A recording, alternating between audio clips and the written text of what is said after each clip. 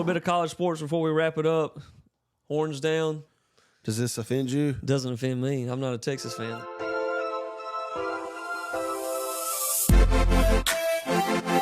The Longhorns are going to get eat alive in the SEC. Yeah, that's going to be tough. If they are that emotional and take offense to that, oof, the SEC is going to be they rough. want penalties in college college football. Their head coach was cussing at UCF players the other night when they got beat. Yeah. And say we don't act like that. And then when you do stuff like that, and Texas beat Baylor on Saturday on like a game-winning layup. Yeah. And you would have thought their head coach had just won a national championship. So it's like it's okay to, I guess, moan about certain things. But when you do something like that, people are going to give you some crap about it. Yeah. The best thing is just ignore it. It'll go away. People will do it because they know it pisses you off. You got to ignore it.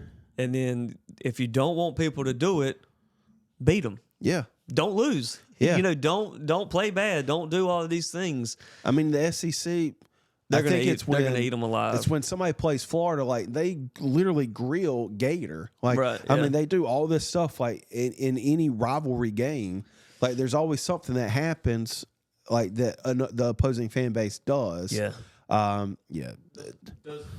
Does Texas make it to the playoffs last year if they're in the SEC? Probably. I mean, they were really good. Well, see, because and I said this a couple episodes ago, and I was definitely mistaken because I don't think there's going to be conference or divisions in the conference anymore. No. So I mean, they would have made. I don't know. It's made tough that, because they would have had to SEC play an SEC schedule versus what they did, in the Big 12. Big 12. So you'll see. You'll see this year. I mean, they're returning a lot of their players, And they've added a lot. So I mean, you'll find out really, know, how much of a SEC competitor they're going to be in their first year. Yeah.